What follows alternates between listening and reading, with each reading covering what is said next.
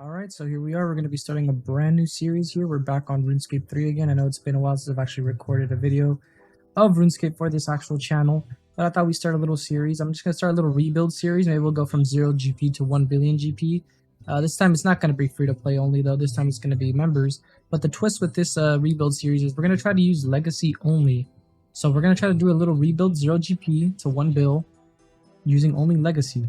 And I'm going to see how challenging this actually is. I mean, I kind of missed the good old days of 2012 scape of, summoning, dungeoneering, all that sort of thing. I figured I'd come back here before all the new content starts dropping and, just start exploring the world of RuneScape 3 once again and see if we can make a little fun rebuild series out of it.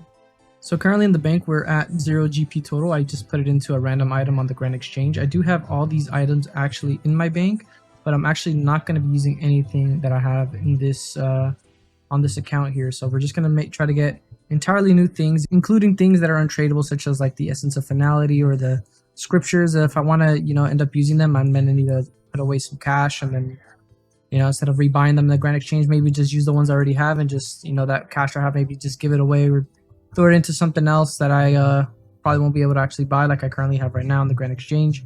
Put most of my money into a black party hat because I'm not going to buy for the price that I actually put it for. So with that being said, let's go ahead and see what our first way of making money is going to actually be. Real quick, before this video starts, guys, I have a small goal of reaching 1,000 subscribers by the end of the year. So if you guys are enjoying the content, please drop a like, a comment, or even consider subscribing if you guys would like to continue supporting the channel. Anyways, let's get back to the video. Okay, so I think one of the toughest things we're going to go through now is seeing how we're going to make our starting cash. And I have a general idea of how we could do that. And we're going to start off by maybe doing some pickpocketing real quick. So I'm going to try to get maybe... Actually, where are even the men here to pickpocket? On old school, usually there's men just walking around here that you could pickpocket, but that doesn't seem to be the case around here. Oh, there they are. Okay, but all I was saying is we're going to go ahead and just get a couple of gold from pickpocketing real quick.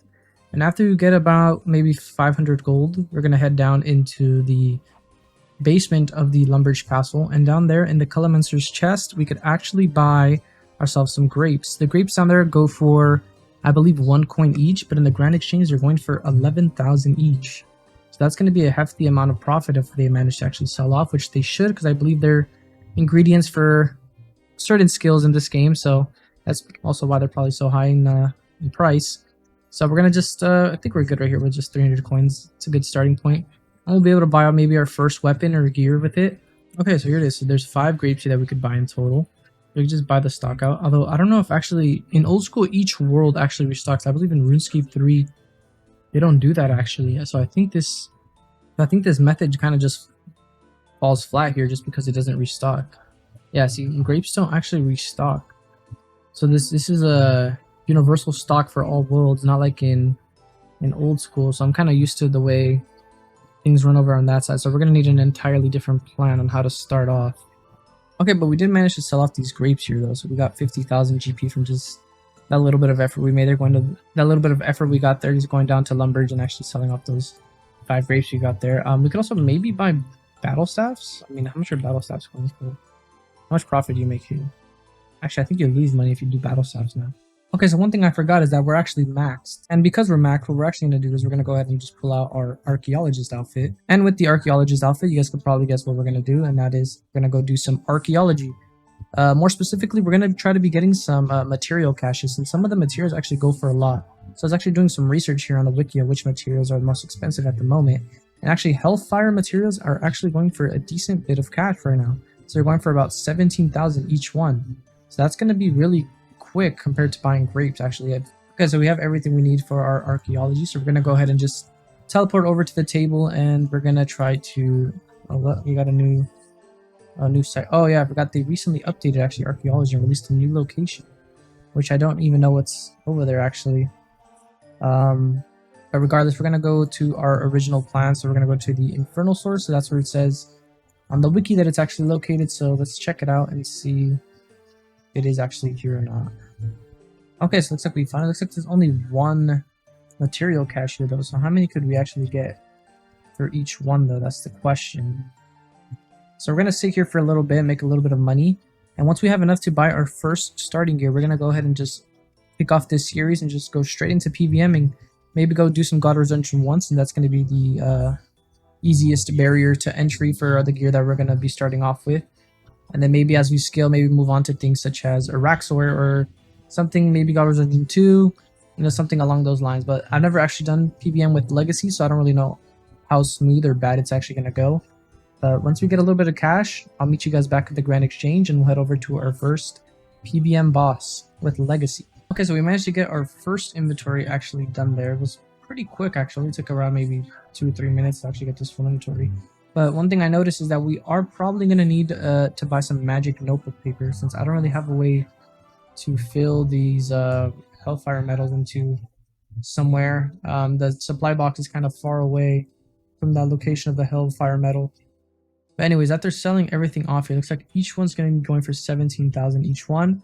And this little small inventory we just did, we've already gotten 360,000 GP just from doing that really quickly.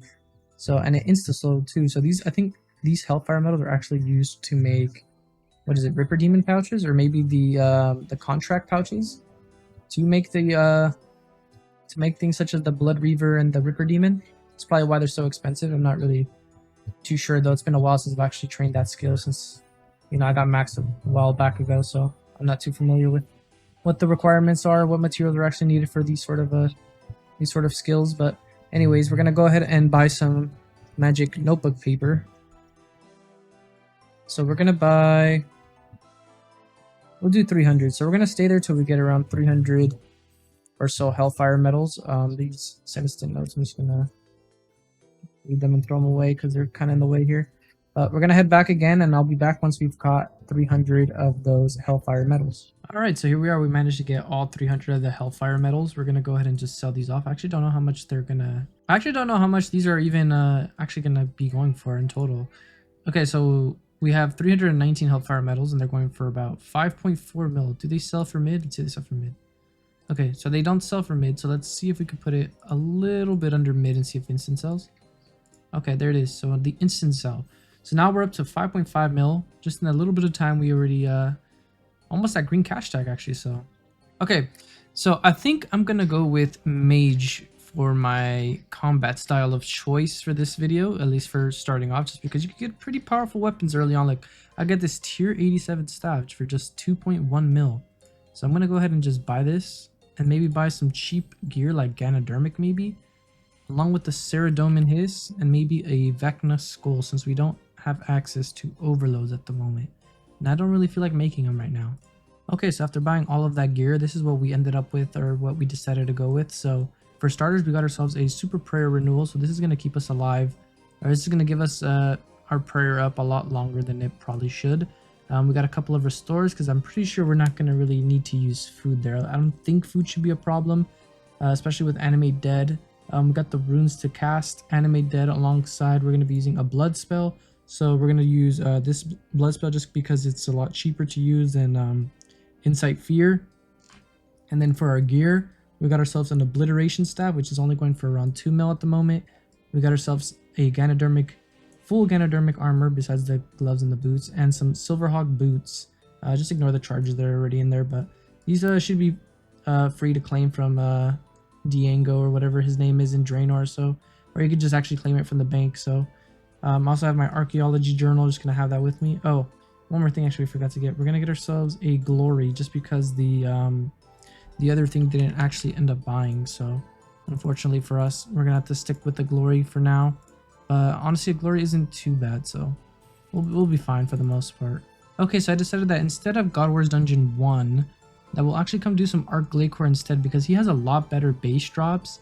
And per kill, we're going to be making a lot more money than if we were to just camp one boss from God Wars Dungeon 1, because the drops from God Wars Dungeon 1 are only valued at around like maximum 6 mil each, and that's pretty bad. I mean, if I were to stay there an hour and not get anything, I'm not really making any money at all. So I think in the long run, we should try to force this higher level content, such as Arc Glacier. This isn't even really high level content anyways. This is more like mid-level content at this point if you do it with no mechanics or with non-hard mode enabled. So we're going to give this boss a try, and we're going to see how this actually goes. And if we could manage to do it consistently, then this is the boss we're going to camp for a bit until we get a decent amount of starting cash. Let's say maybe around 20 to 50 mil is where I would say I'd be comfortable at in terms of money. so that I could buy better gear and maybe push towards other bosses such as Araxor or other stuff on the list of bosses that we could possibly do. Oh man, this ain't looking too good right now. I'm not really used to playing RuneScape 3 this way, but we're gonna see what we could do here. Maybe we should be using a barrage spell for that. But I forgot that for playing on RuneScape 3, we actually have to be... This is so weird playing Legacy mode, man. I've never actually done this before. This is going to be a pretty interesting challenge to do. Wait, how does this work though for this one? How do I dodge this ability here?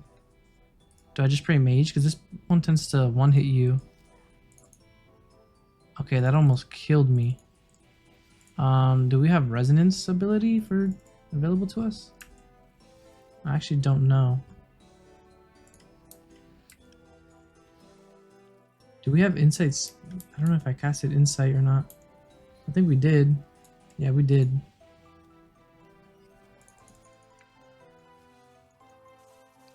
So this is a lot rougher than I thought it was going to be. I think we have access to shield spells as a legacy character. I'm pretty sure they made that change a while back. I'm not too sure though. I need to check after this skill. This is actually...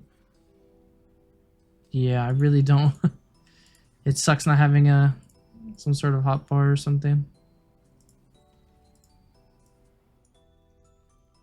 Everything is just so much... Oh man, this is going horribly. Well, at least we know that that ability doesn't one-hit us though, so even if it if we fail to block it, we should be fine for the most part. Okay, so he's using his giant beam attack again. We're just gonna overeat, we'll be fine. He doesn't one-hit us with it, so we're kind of chilling there. And we should be able to heal it all back up with Soul Split and this blood ability. He's about to die too, so that's good. Oh. Let's get the blood barrage. Missed one. And that killed him. Nice. Please tell me it was a good drop. What do we get? Wow, that's horrible. Stone spirits? Wait, this is only 270k? That can't be right. That can't be 270k. We used up so many runes there too, honestly. Let me see. If I put away these charms and these rock tails, and we open up this trove too, how much? What do we get? 40 mahogany planks. So in total, we made that one kill 300k. All right, well at least that's enough to I think afford a Ripper Demon pouch, right? Let me see.